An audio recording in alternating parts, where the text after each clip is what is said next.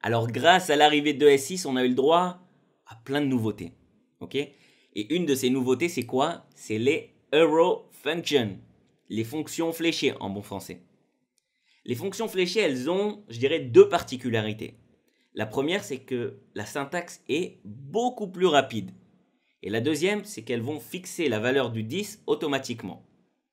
Ce que je vous propose, on va déjà commencer avec la syntaxe. C'est quoi la nouvelle syntaxe d'une fonction fléchée? C'est tout simple. La fonction reçoit un argument, arg, ok, une flèche, fonction fléchée, et elle renvoie une valeur, value, ok. C'est ça la syntaxe d'une fonction fléchée. C'est génial ça, c'est cool. Il n'y a plus besoin de toutes ces parenthèses, accolades. On écrit justement juste la valeur qu'elle reçoit et la valeur qu'elle renvoie. Okay. Imaginez que c'est une fonction qui prend un argument et qui nous retourne l'argument x5, par exemple. Okay, donc, comment ça va s'écrire? Comme ça. Je vais mettre en plus gros pour que vous voyez bien. Voilà. Donc, notre fonction, elle reçoit un argument, petite flèche, et elle nous renvoie argument x5. Okay, c'est cool, c'est rapide, c'est facile à écrire, c'est génial. Mais alors là, on a une fonction qui n'a pas de nom, une fonction anonyme. C'est pas pratique une fonction anonyme si par exemple on veut la réutiliser plus tard. Comment on va faire? Il lui faut un nom, il faut qu'on soit capable de la désigner si vous voulez. Donc si on veut donner un nom à cette fonction, qu'est-ce qu'on va faire? On va la stocker dans une variable. Donc je vais écrire ça comme ça, const myFunction, okay, ça va être le nom que je vais donner à ma fonction, elle va s'appeler myFunction, est égal à ça. Je vais vous montrer ce que ça donne. Voilà. Donc qu'est-ce qui se passe ici? J'ai toujours ma fonction qui reçoit un argument et qui renvoie cet argument x5. Et toute cette fonction-là, ce que vous voyez ici, je l'ai stockée dans myFunction. Donc maintenant, je peux utiliser myFunction. Je vais vous montrer ça tout de suite. Si j'écris myFunction, par exemple, sur le chiffre 2, okay, on va faire un petit console log de ça, pour qu'on le voit directement dans notre console. Console log, tac, tac, tac, tac. Voilà, 1, 2, boum. On a bien le chiffre 10 qui s'est affiché dans notre console. Donc ça nous prouve que tout a bien fonctionné. Donc c'est ça la nouvelle syntaxe d'une fonction fléchée. Alors j'ai envie de vous montrer qu'on peut aussi utiliser les fonctions fléchées comme méthode sur des objets. On va faire un petit exemple. Const me. On va créer un petit objet. Vous connaissez mon originalité. Donc on va écrire name John pour changer. Hein. Ok, et à notre objet, on va lui donner une petite méthode. Parce que c'est ça qu'on veut mettre en avant maintenant. On va l'appeler presentFriend. Ok, tu vas présenter un ami. Qu'est-ce qu'elle va faire cette méthode? C'est une fonction qui va recevoir comme argument le nom de l'ami qu'elle veut présenter. Mettre tout plus petit pour que vous voyez tout bien comme il faut. On mettra plus gros après. Ok, donc cette fonction, elle reçoit le nom de l'ami et elle retourne comme valeur une string. C'est quoi cette string? Elle va écrire tu connais le nom de l'ami plus tadam, tadam, tadam.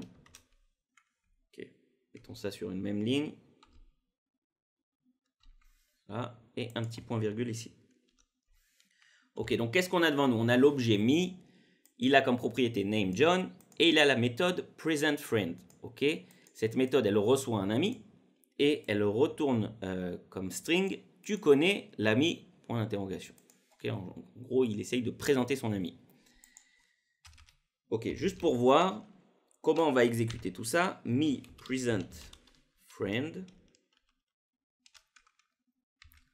On va dire que là, c'est John qui essaye de présenter son ami Kevin.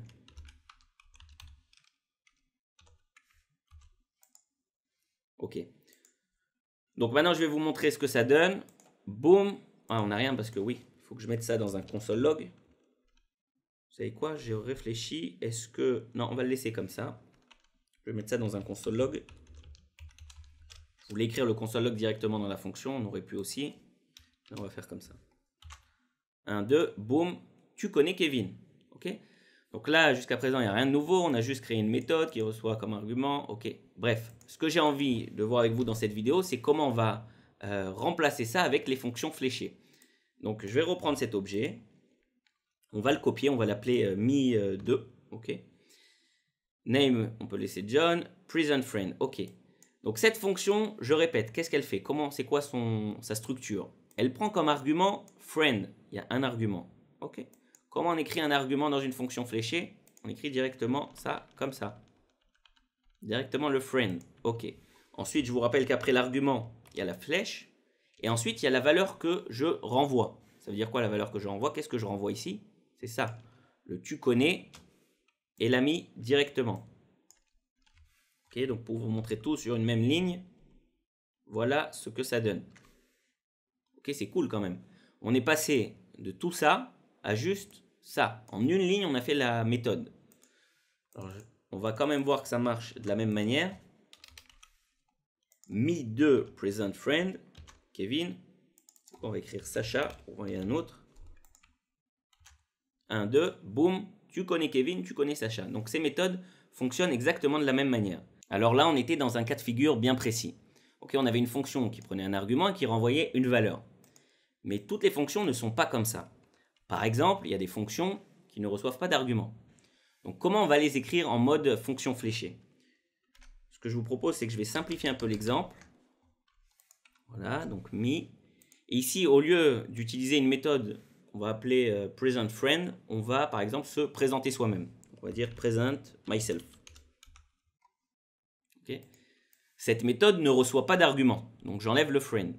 Et elle renvoie comme valeur, on va dire, juste hello. Hello, c'est moi, je me présente moi-même.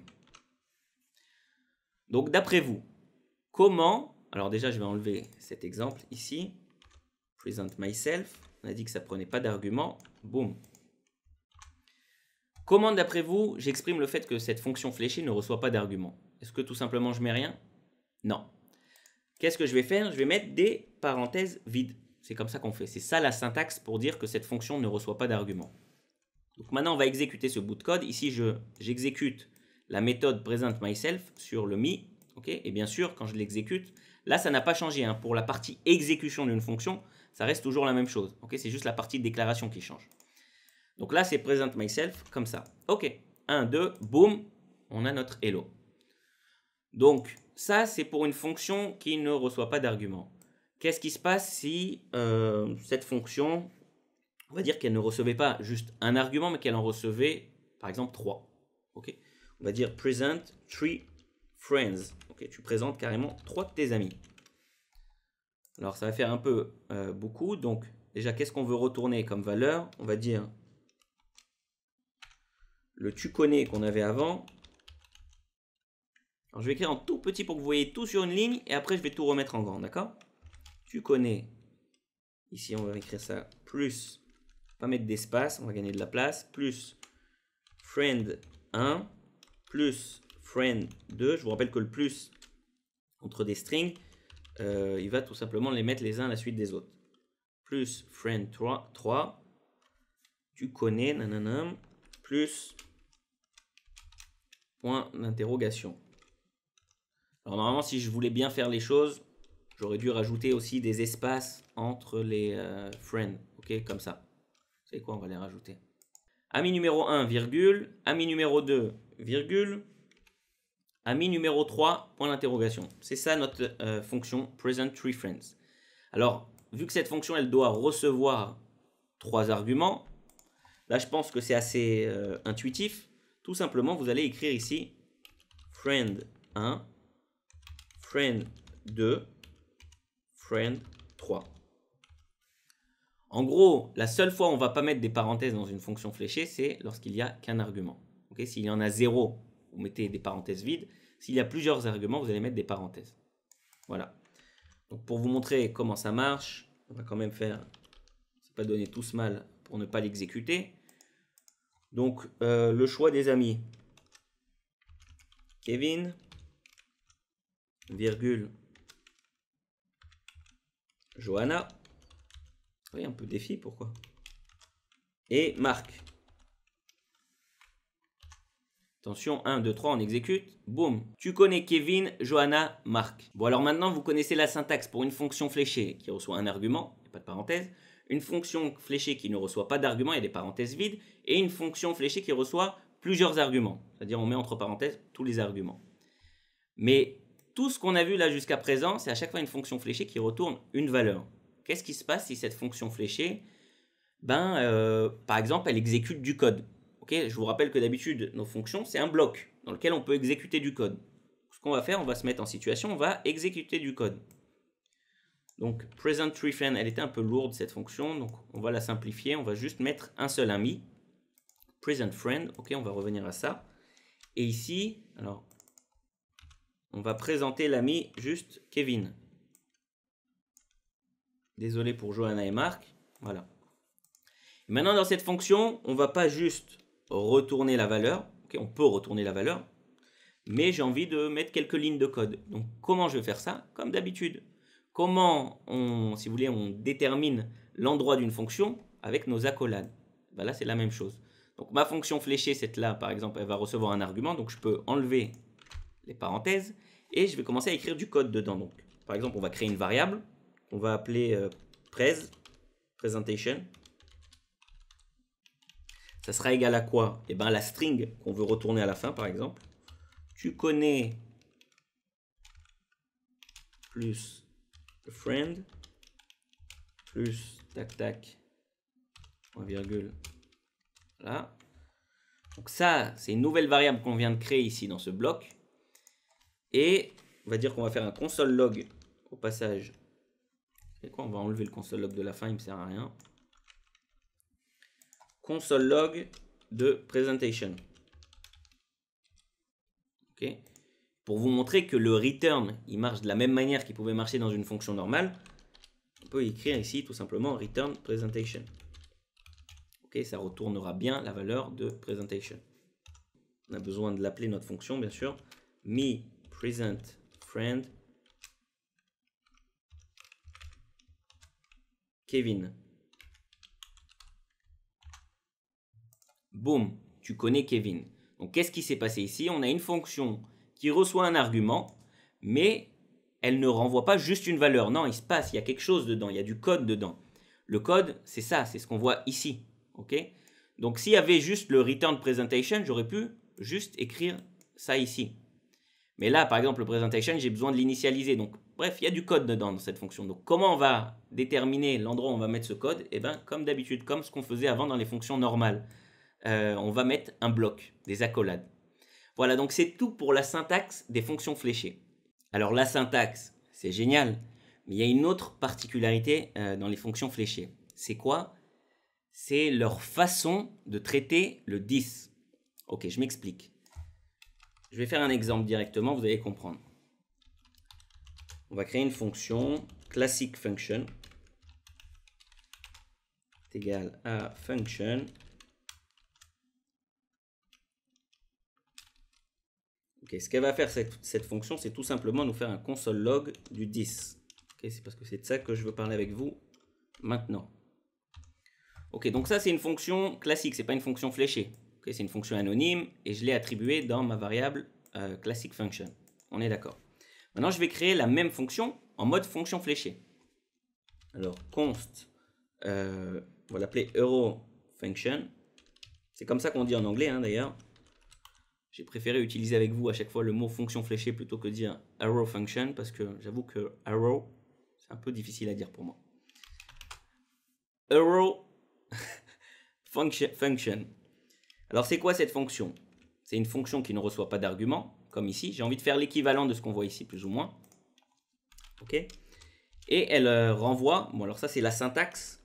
Moi j'ai besoin de faire un console log de mon 10.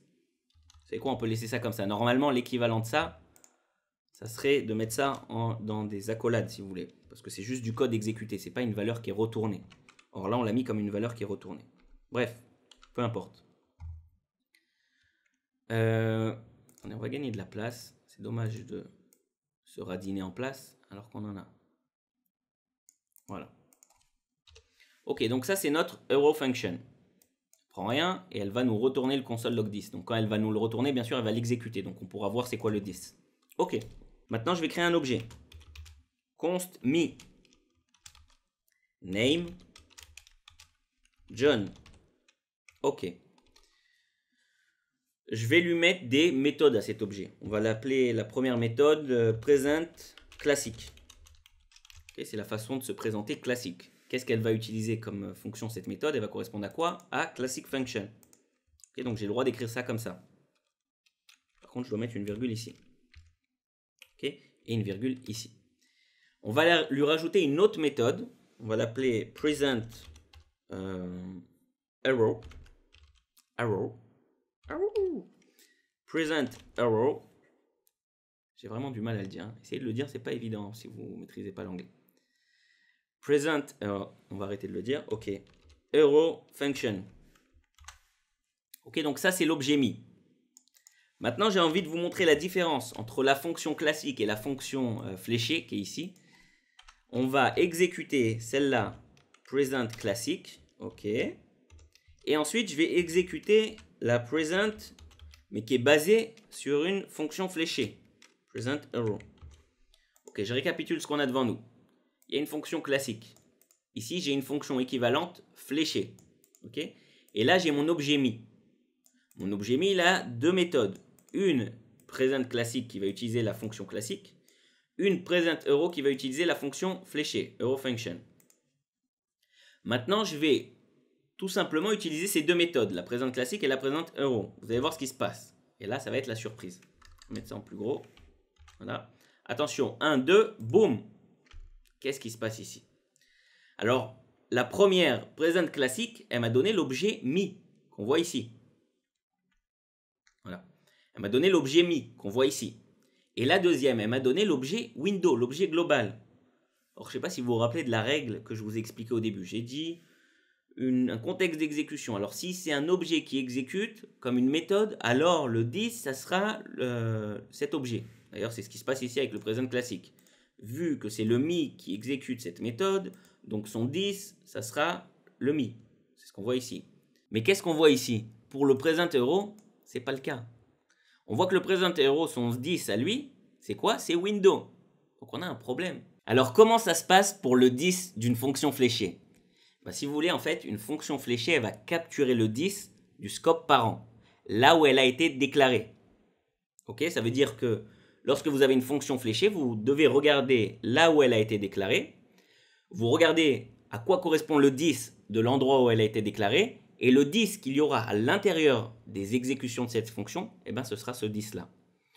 En gros, c'est l'équivalent d'une fonction classique à laquelle on aurait fait bind 10. Okay, le bind, je vous rappelle, qui capture le 10 pour la fonction. Donc, pour mettre ça en avant, ce que je vais faire, je vais directement créer une autre fonction avec le bind. Vous voyez que ça aurait fait la même chose avec une fonction classique. Donc, on va appeler cette fonction classique function bind. Ok. Et là, je vais créer cette fonction à partir de ma fonction classique. Ok, à partir de celle qui est ici. Donc, classic function bind. On va mettre tout sur une ligne. Voilà. Bind 10. Ok. Et là, on va lui rajouter une petite méthode. On va l'appeler present classic bind. Ok. Et on va lui mettre cette nouvelle fonction. Et je vous rappelle que le bind, ça nous renvoie une fonction. Et là, on va l'utiliser ici. Present classic bind. Ok. Avant d'exécuter, j'ai envie de parler avec vous de ce que je viens d'écrire. Donc là, j'ai créé une nouvelle fonction. Ok. C'est quoi cette nouvelle fonction? J'ai pris la fonction classique, ok, la normale, pas la fonction fléchée. Et je lui ai bindé son 10 à la valeur du 10 au moment où je le bind, quoi, en fait. C'est-à-dire que je regarde le 10 qui est ici, c'est-à-dire quand je suis ici, c'est quoi le 10? Okay. Bon, alors là, je suis dans le contexte d'exécution globale, donc bien évidemment, c'est l'objet global.